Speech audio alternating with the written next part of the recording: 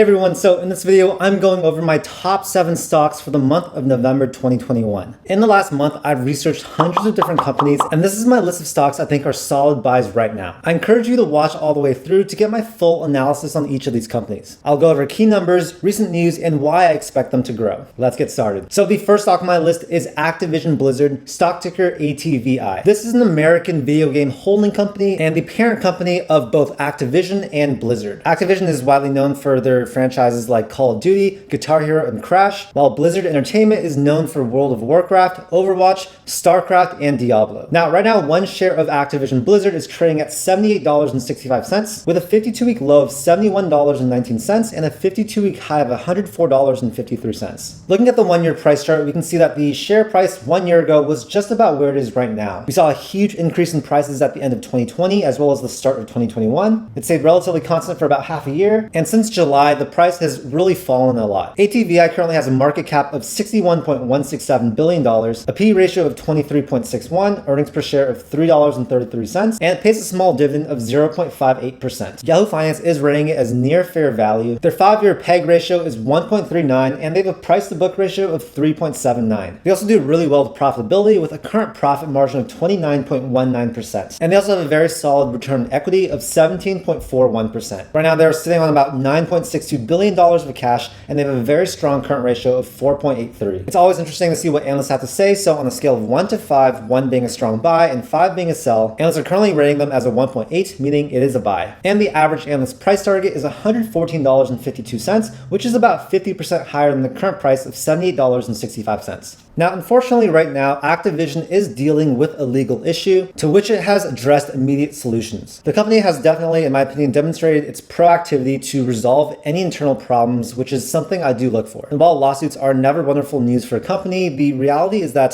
Activision stock is, in my opinion, ridiculously cheap right now, as it did fall quite drastically during the summer. But what justifies the conclusion that ATVI is cheap? Well, in the company's most recent earnings report, Activision Blizzard reported very strong numbers. The company is made up of 2 subsidiaries, just like I mentioned before, Activision and Blizzard. Activision reported 127 million monthly active users for Q2 of 2021. Within its Call of Duty ecosystem, Activision stated that Q2 franchise monthly active users were consistent year over year and 3 times higher than Q2 of 2019. On top of that, the hours played in Call of Duty in Q2 of 2021 were higher than the entire 2019 year. Now, we also have Blizzard, which had 26 million monthly active users in Q2, with video game World of Warcraft's net bookings, which refers to purchases, growing in double-digit percentage points year over year. And with updates and expansions on other wildly popular Blizzard games like Hearthstone, Diablo, and Overwatch, it'd be really hard to deny the fact that Activision is worth a lot more than it is selling for right now. They're expected to report their next earnings on November 2nd, so yeah, be on the lookout for that. I do think that ATVI could experience a surge in price if its earnings report beats analyst expectations. And yeah, this is a stock that I have on my watch list and would encourage you guys to do more research about. The second stock we're talking about today is Marriott, stock ticker MAR. Marriott is an American multinational company that specializes in running, commercializing, and selling residential, hotel, and timeshare properties. Right now, one share of Marriott is trading at $159.80 with a 52-week low of $88.92 and a 52-week high of $161.42. Their one-year price chart shows that they have grown a lot in the last year, with 2 very big spikes in price followed by a slow decline and another pretty dramatic increase in price recently. They have a market cap of $52.04 billion,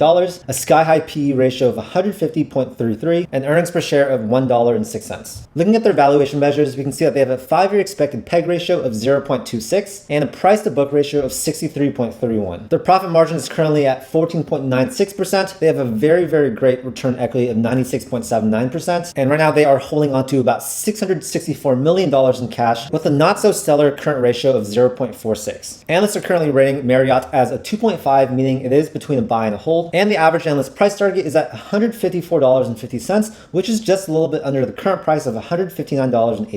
So Marriott is a very famous business and a proven leader in the hotel, travel, and tourism industry. The company managed to hold its own with solid business performance and management despite pandemic struggles, and somehow managed to further impress investors with an even more stellar post-pandemic comeback. The company saw a 115% year-over-year growth in revenue from Q2 of 2020 to Q2 of 2021. However, this is still 40% under that of Q2 of 2019, meaning that with a full recovery, we should expect even better numbers. Pricing trends have also been in the right direction, and as you can see, the worldwide average daily room rate of $138.28 is down 17% compared to 2019. I really do think that the average room rate going higher combined with more travel will give Marriott a big boost. In fact, the entire hotel industry is recovering now that the pandemic restrictions have lessened to a degree and people are out and about traveling again. Some analysts are saying that right now the current price of Marriott already has the future growth potential built into the price. However, I don't think that's completely true, and I do think that the company still has a lot of room to grow in the future with a further increase in travel and tourism. They are expected to report their earnings for the past fiscal quarter on November 3rd before market open. So yeah, I'm really looking forward to seeing that. And one other thing I'd like to say is that one drawback for the stock is that if there is another COVID resurgence or shutdown, Marriott would definitely fall in the short term. But yeah, for the time being, I'm definitely going to be keeping Marriott on my radar. Picking stocks can be quite risky, so that's why I personally use Wealthfront for my longer term investments that I don't plan on touching for a while. Wealthfront is a robo-advisor investing platform that uses software to build you a globally diversified portfolio of low-cost ETFs. That way, investing can be hands-off, more diversified, and historically less prone to volatility while still maximizing returns. Here's how it works. Their app will guide you through some questions to determine your financial goals and risk tolerance, and then it's going to design a strategic portfolio of ETFs that's right for your situation. You can also customize your portfolio by changing the weights of the asset classes and adding new ETFs. You can even build a portfolio from the ground up in the sectors you like the most. And if you want to diversify into crypto, they have options for that as well through 2 crypto trusts. Wealthfront offers many account types like retirement accounts or traditional taxable accounts, just like any other brokerage. View it as your personalized financial advisor, except it costs way less. Wealthfront also helps you look for opportunities to lower your tax bill through tax loss harvesting. You might want to check out their YouTube channel too, as they post helpful content about personal finance, and you can learn more about their platform. So right now you can get your first $5,000 managed for free with my link in the description, and after that it's just a super low 0.25% annual management fee. Use the link below to check it out. All right, next up on our list is East West Bancorp, stock ticker EWBC. This is the parent company of East West Bank, the largest publicly traded bank situated in Southern California. Right now, one share of East West Bancorp is trading at $79.18 with a 52-week low of $34.13 and a 52-week high of $87.77. Their one-year price chart shows fantastic growth within the last year, with it trading at under $40 just last November, rising quite quickly to around $70, $80 per share. And from there on, the price was quite steady until very recently when it surged up. They have a market cap of $11.234 billion, a PE ratio of 13.82, earnings per share of $5.73, and a small dividend of 1.57%. Looking at their valuation measures, we see a price to book ratio of 2.11. And in terms of profitability, they have a profit margin of 49.52%, and they have a return on equity of 15.15%. Right now, we can see that they're currently holding on to about $8.3 billion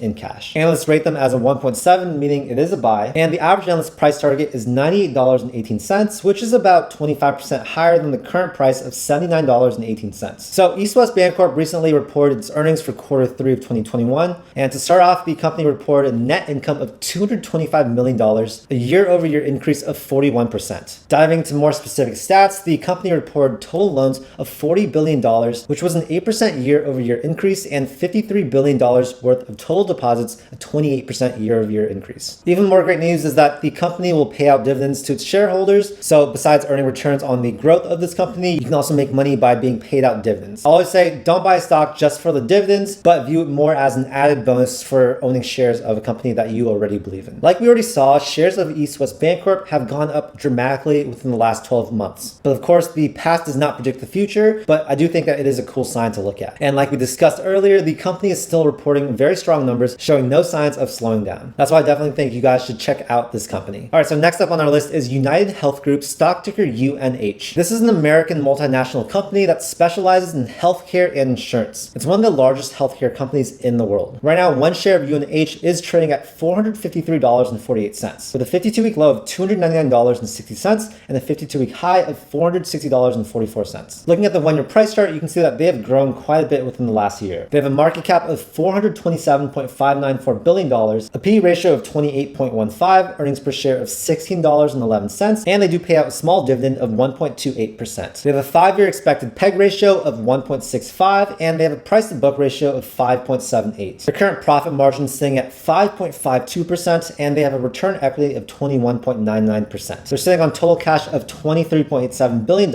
and they have a current ratio of 0.77, which is one thing I don't like about this company. Analysts do love this company. They are rating it as a 1.8, meaning it is a buy, and the average analyst price target is $472.49, which is under 5% higher than the current price of $453.48. Like some of the other companies I've mentioned already, United Health Group recently had an earnings call during which the company announced that its Q3 2021 revenues totaled $72.3 billion, experiencing a $7.2 billion or 11.1% year-over-year growth in revenue. No more than 1 week ago, they announced that they would support the cause of maternal care needs by donating $175,000 to a prenatal care initiative in South Carolina. The United Healthcare Community Plan of Missouri also donated $500,000 to community organizations to address health equity in Missouri. They're also making an effort to extend their services to digital alternatives. Now, their subsidiaries, United Health and Optum, are developing a virtual first insurance plan system called Navigate Now. This new platform allows its patients and customers to have greater, easier, and more convenient access to insurance and healthcare services at a cheaper price. Because United Health Group is using its assets to not only conduct better, more up-to-date business for its customers, but also to fund beneficial health organizations and initiatives, I definitely feel bullish about the company's future success. And it's not like United Health has no past success to look back on. It is, after all, still one of the largest healthcare companies in the world. All right, next up on our list is Microsoft, stock ticker MSFT. Microsoft is an American multinational tech company that's best known for its development of PCs, electronics, computer software, and more. Right now, one share of Microsoft is trading at $323.17 with a 52-week low of $199.62 and a 52-week high of $326.10. So yeah, we're basically at the 1 year as well as all-time high. You can see that Microsoft grew very consistently throughout the last year, which is something that I really do like to see. They're absolutely gigantic with a market cap of $2.426 trillion, a P/E ratio of 40.14, earnings per share of $8.05, and they do pay a small dividend of 0.8%. They have a 5-year expected PEG ratio of 3.27, and they have a price-to-book ratio of 16.4. Microsoft profitability is great with a profit margin of 38.51%, and they also have a very great return on equity of 49.3%. They're also very cash heavy with $130.62 billion in cash and a current ratio of 2.16. Analysts always love Microsoft, and they are rating them as a 1.6, meaning it is between a buy and a strong buy. And the average analyst price target is $339.26, which is just a bit higher than the current price of $323.17. Microsoft recently had one of its most exciting and groundbreaking earnings calls ever. The software giant reported revenue to total $43.5 billion, increasing by 22% and topping $20 billion for the first time. To add onto that, Microsoft reported a net income of approximately $16.5 billion, experiencing a 47% year-over-year increase in that category. I think it's super crazy how a company as massive as Microsoft can still grow in profit at such an extreme rate, experiencing double-digit percentage growths in the most significant financial categories. The biggest driving factor for the success of Microsoft's earnings was the mass appeal of its Microsoft cloud services. They have some really amazing clients that use their cloud services, including but not limited to Adidas and Toyota. And yeah, Microsoft Cloud is special and valuable because it allows businesses to access its data and business activities from anywhere, which really alleviated pressures of business during the global pandemic. And the recent booming success of the platform also suggests that Microsoft has already capitalized on the almost definite future of business, where almost everything business related may be conducted virtually. Yeah, overall, Microsoft has really proven for so long now that they are a titan of the industry and a far more than competent business that still somehow is able to generate new highs with its profitability. I'm always buying more of Microsoft shares, and this month is no exception. All right, next up on our list is Intuit, stock ticker INTU. Intuit is an American company that specializes in producing and selling financial software. Their business is best known for its tax prep software TurboTax, its personal finance application Mint, and its accounting program QuickBooks. So right now, one share of Intuit is trading at $613.13 with a 52-week low of $312.05 and a 52-week high of $617.32. Just like Microsoft, their one-year price chart shows very consistent growth within the last year. They have a market cap of $167.441 billion, a P/E ratio of 81.1, earnings per share of $7.56, and a small dividend of 0.45%. They have a 5-year expected PEG ratio of 3.37 and a price-to-book ratio of 16.35. Their current profit margin is at 21.41%, and they also have a great return on equity of 27.54%. They're sitting on about $3.87 billion in total cash, and they have a current ratio of 1.94, which is very strong. Analysts do like Intuit, and they are rating them as a 1.8, meaning it is a buy, but the average analyst price target is $609.33, which is just a tad under the current price of $613.13. In the company's most recent earnings call for Q4 2021, the company reported a total quarterly revenue of $2.6 billion, up 41% from $1.8 billion. And for the full year, Intuit's total revenue rose to $9 $9.6 billion, up 25% year over year. These are positive growth numbers that I really do love seeing. What's more important to consider is the business decisions the company has made in the last year. Just 1 month ago, Intuit acquired MailChimp for $12 billion. If you don't know, MailChimp is a customer engagement and marketing platform that's designed to help the growth of small businesses. It's obvious that Intuit is set on improving the growth of small businesses, which should be a valuable cause that appeals to the vast majority of retail investors who are also interested in new growth opportunities. This is also not the first time that Intuit has made an acquisition like that. They clearly have a lot of assets to expand its business and reinvest in its growth, and arguably the most impactful acquisition the company has made was when they finalized the acquisition of Credit Karma back in December of 2020. This decision essentially consolidated the company's position in the personal finance industry. Now, they should be reporting their earnings on November 18th, but until then, I think you should at least keep your eye out on the stock as it's proven itself to be quite a strong performer. All right, last up on our list is the Vanguard S&P 500 ETF, stock ticker VOO. This is an exchange traded fund ETF that invests in the S&P 500. So when you're buying this, you're basically buying into the 500 largest companies in the US. One share of VOO is currently trading at $417.33 with a 52-week low of $296.37 and a 52-week high of $421.53. In the past year, they've grown very, very consistently, as you guys can see in this 1-year price chart. They have $753.41 billion in net assets with an average PE ratio of 8.71, an average yield of 1.34%, and a very low expense ratio of 0.03%, which is absolutely fantastic. We can see that some of the big sector weightings are in consumer cyclical, financial services, healthcare, communication services, and technology. And here's a rundown of the top 10 holdings in this fund, including Apple, Microsoft, Amazon, Facebook, all companies that you guys should probably be familiar with. Like I mentioned previously, the year-to-date daily total return is at 20%, and the 1-year daily total return is at 34.45%. Now, like I mentioned before, one big benefit of VOO is that its annual operating expenses are relatively cheap for a fund of this size. Whenever you invest in an ETF, you can expect some operating expenses because these funds are managed by people. But like I mentioned, 0.03%, that is the expense ratio for VOO. So yeah, it's one of the cheapest ETFs to invest your money into on the market today. That means that for every $100 you invest, you're only paying them 3 cents per year in fees. If you guys want a pretty safe place to invest your money when compared to, picking and choosing individual companies, then VOO is definitely one that a lot of investors love, including me. In fact, I do believe that most of your money is best kept in index funds like this. Anyways, those are my top 7 stock picks for the month of November 2021. If you guys want free stocks, I will put links below to Moomoo, Robinhood, and WeBull. And like I always say, make sure to do your own due diligence before investing in any stock. I recommend at least 1 hour of research per stock that you're considering buying. And yeah, I'm not a financial advisor. This should not be taken as financial advice, but rather just an analysis of 7 different companies that I currently like. Anyways, if you guys enjoyed the video, please consider hitting that like button and also subscribing to my channel for more videos just like this. I make a ton of content about personal finance, investing, and entrepreneurship. Thank you again for your time, and I'll see you in the next video. Peace.